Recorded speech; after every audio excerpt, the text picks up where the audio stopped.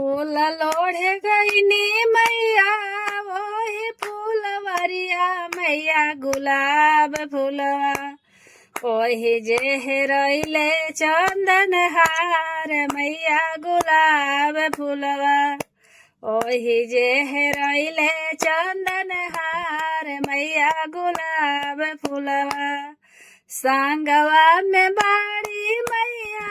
छोट की नदिया मैया गुलाब फूलवा सांगवा में बाड़ी मैया छोट की नदिया मैया गुलाब फूलवा सासू जी से लैया दिहे लगाए मैया गुलाब फूलवा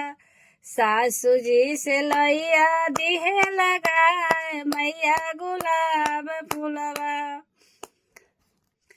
ओही जा से बहुआ हो घर चली आईली मैया गुलाब फूलवा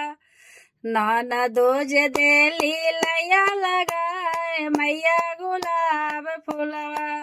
ननदो जे देली गैया लगाए मैया गुलाब फूलवा बाप खाई भैया खाओ तोहरी बहुआ मैया गुलाब फूलवा कहवा हेरैले चंदन हार मैया गुलाब फूलवा कहवा हेरैले चंदन हार मैया गुलाब फूलवा फूल लावे गईनी सासू मैया फूलवरिया मैया गुलाब फूलवा ओही जे हेरैले चंदन हार मैया गुलाब फूलवा ओही जे हेरैले चंदन हार मैया गुलाब फूलवा जानी सासू बापा खाहो जानी सासू भैयावा मैया गुलाब फूलवा नैहर से मंगाइबो चंदन हार मैया गुलाब फूलवा नैहर से मंगाइबो चंदन हार मैया गुलाब फूलवा आगे आगे वाले